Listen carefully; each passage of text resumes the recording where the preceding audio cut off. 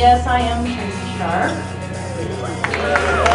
Welcome you to the Roe Award dinner. Before we dive into our program, I want to echo the thank yous that Lynn gave at lunch to the staff. The staff has worked so hard to pull off this event. I just want to give them another round of applause.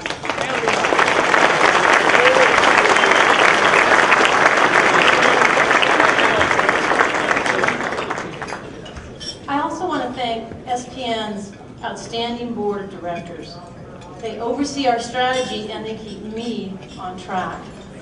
I'd like the SPN board members to please stand and be recognized as I call their names. And if you could hold your applause until I'm finished.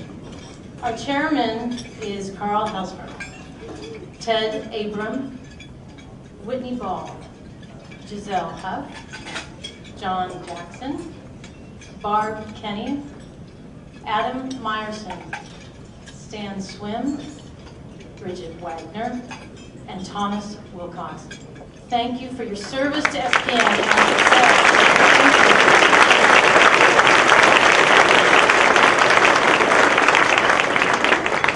You may have noticed some small packages on the table. Well, remember Mike Espinillo, right? Kevin Kerr introduced him to us yesterday at lunch. Most of us will remember Mike because we heard his story. The vital statistics of Mike's life are important, but Kevin knew we wouldn't remember Mike if that's all we heard. He told us of those vital statistics. What he told us of those vital statistics that shaped Mike's life. That is the power of story. And the little box on the table contains the glass heart made by Mike, which Kevin tearfully told us was from his mom, at his mom's insistence that each of us would have one tonight. So may it help us remember to take our work from paper to passion, from spreadsheets to story.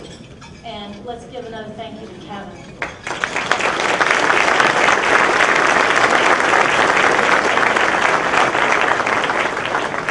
Well, this year we once again outdone ourselves with over 650 in attendance at this year's annual meeting, and that represents 250 organizations from 49 states.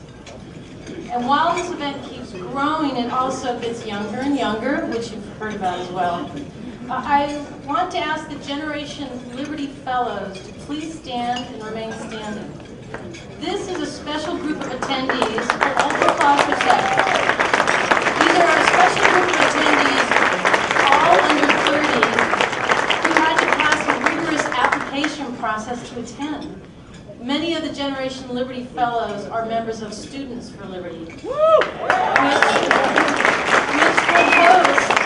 700 students at their 5th annual conference coming up in February. It's a sign of their growing influence on our country's campuses. Now remain standing. Now anyone else under 30, please stand. Really under 30, not just mentally. Listen, it may not look like it. Actually, it looks like more than 1 in 5. Look around. The future is bright. Thank you.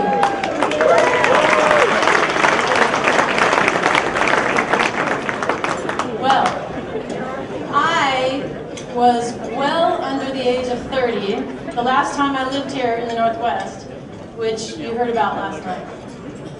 Funny story, even funnier story than the one last night. One of my first assignments working with John Carlson. John, are you here tonight?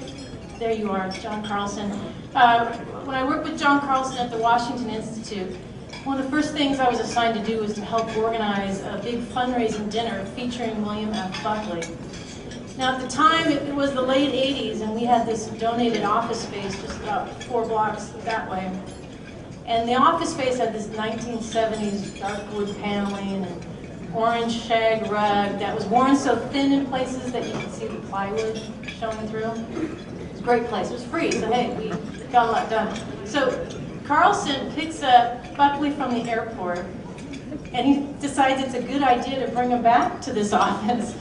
And so I'm working on whatever it was, Selectric typewriter or the Radio Shack computer, whatever it was we had back in those days. And I turn around and there's Bill Buckley. He walks over to greet me by my desk, and wouldn't you know it, his feet stand right on the plywood spot by my desk to shake my hand. It's like, hi, Mr. Buckley. It must have left an impression because, it left an emotional impression because later that evening in his dinner speech, he begged the audience to donate to this poor little think tank. And in his New England drawl, I visited their dilapidated offices. Really must give to them. And so fundraising took off, and John was a genius bringing Buckley to our offices. So it was good times. It was an exciting time back in the late 80s when Reagan was wrapping up his presidency and the Berlin Wall had fallen. And it seemed like our ideas were finally getting traction. Now current events are at a pitch that we've never seen before, nor could we have imagined it back in those days. What I hope we are witnessing is the painful collapse of the left's grand project of building a nanny state by spending other people's money. But what they didn't consider was what would happen when they ran out of other people's money. But we know what happens. We're seeing it in real time. The drawn-out crashing of an impossible dream. Federal entitlement programs going broke. Public employee pension programs with free lifetime health care going broke. Public sector unions that extracted these impossible dreams from state governments losing power and credibility. The nanny state dream is running into the nightmare of reality. As the wreckage is cleared away, our organizations face a huge opportunity to restore America to an economic opportunity society, as Arthur Brooks mentioned at lunch today. Ironically, to do that, we must spend other people's money. But that's a superficial irony, really. The crucial difference is that we don't confiscate other people's money that we spend. We ask for it, and our donors voluntarily contribute. They understand that freedom isn't free, and they are willing to support your cause to restore their freedom. So let me ask you what might seem like kind of a crazy question, especially after 3 days of all this freedom talk. How seriously do you believe in the cause? Do you believe that you have the capacity to change people's lives for the better? Do you really believe that you're the key to defending and advancing liberty in your state?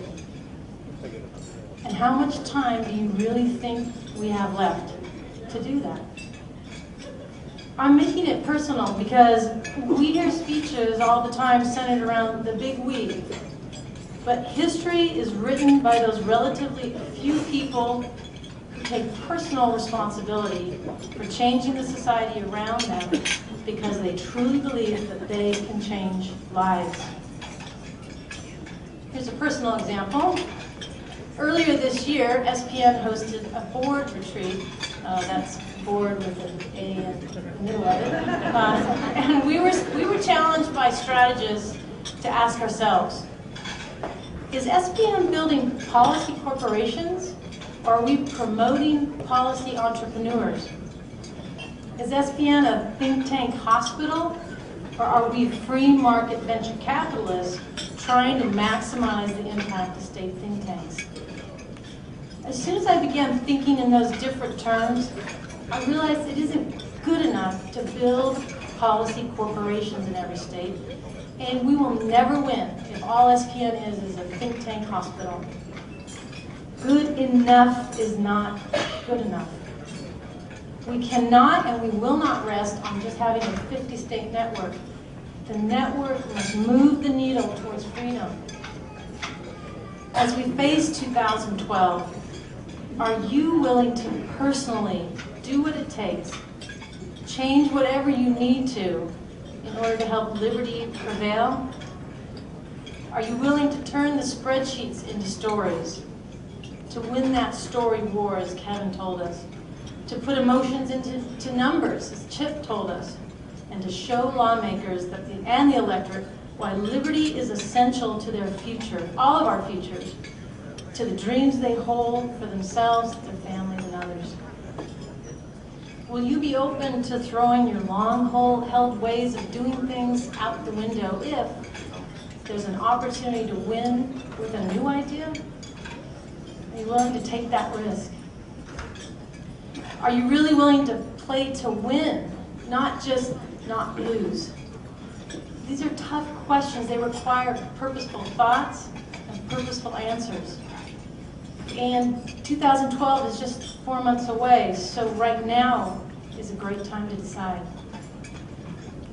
And we've certainly come a long way in the last 20 plus years.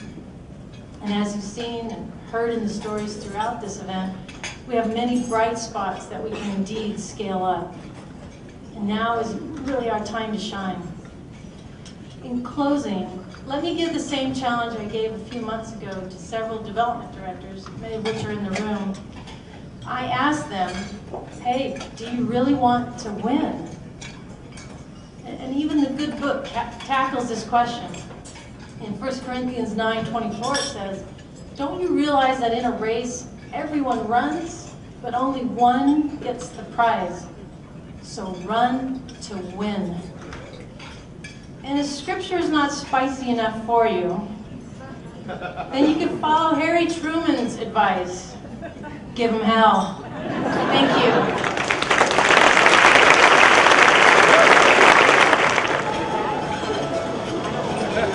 We want to move forward into the part of our program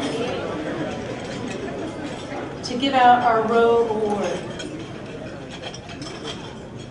In 1992, some of the founders of State Policy Network noticed something about organizations that promote expansive government. They were heaping honors on anyone who stubbed their toe trying to raise taxes or restrict individual liberty. So they decided that SPN should establish an annual award, the Thom Roe Award, to recognize an individual who showed unusual leadership, innovation, and achievement in promoting free markets and limited government at the state and local level. In presenting this award each year, we recognize two people: the person who receives the award and the person for whom this award is named after. I want to begin with a few words about why this award was named in honor of Thom Roe. Many people contribute to the betterment of society. Relatively few are remembered and appreciated beyond the span of their years. We remember those few for two reasons: because they possessed a vision worth achieving, and because they discovered a means for achieving that vision.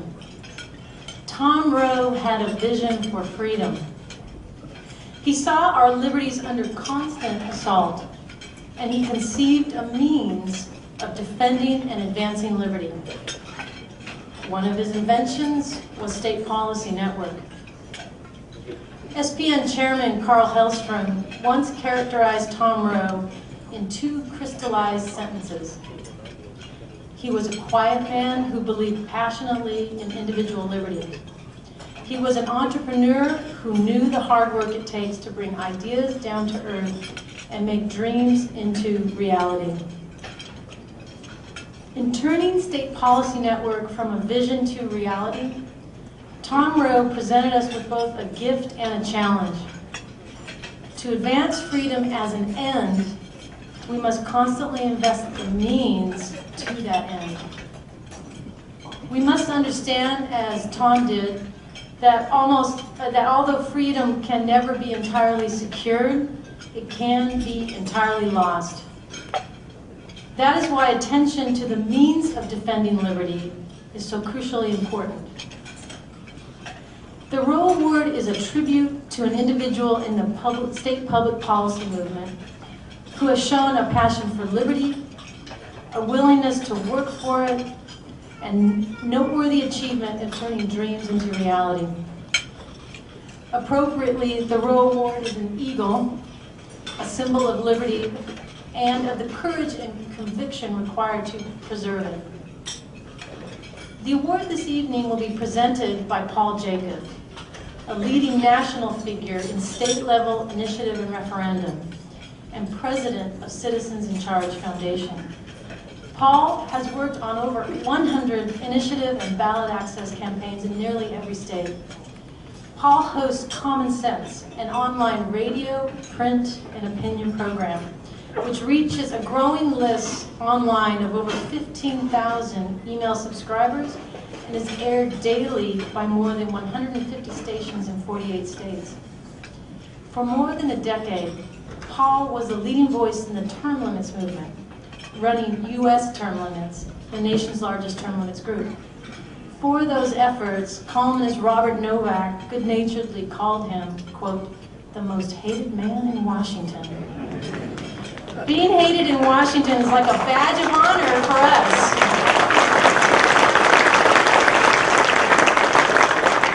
It's a badge of honor to all of us who defend liberty in the states.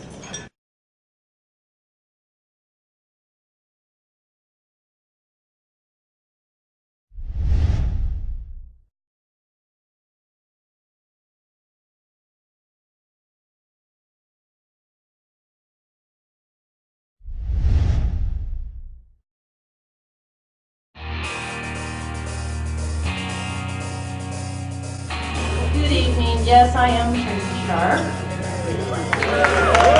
Welcome you to the Roe Award dinner. Before we dive into our program, I want to echo the thank yous that Lynn gave at lunch to the staff. The staff has worked so hard to pull off this event. I just want to give them another round of applause.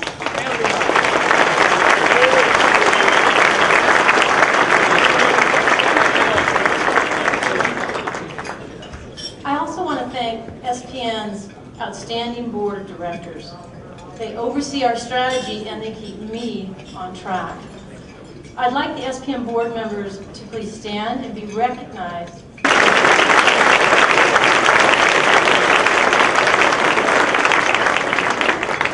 You may have noticed some small packages on the table. Well, remember Mike Espinillo, right? Kevin Kerr introduced him to us yesterday at lunch. Most of us will remember Mike because we heard his story. The vital statistics of Mike's life are important, but Kevin knew we wouldn't remember Mike if that's all we heard. He told us of those vital statistics. What he told us of those vital statistics that shaped Mike's life. That is the power of story. And the little box on the table contains the glass heart made by Mike, which Kevin tearfully told us was from his mom, at his mom's insistence that each of us would have one tonight. So may it help us remember to take our work from paper to passion, from spreadsheets to, as I call their names. And if you could hold your applause until I'm finished. Our chairman is Carl Helsberg, Ted Abram, Whitney Ball, Giselle Huff, John Jackson, Barb Kenny, Adam Meyerson, Stan Swim, Bridget Wagner, and Thomas Wilcox. Thank you for your service to SPN.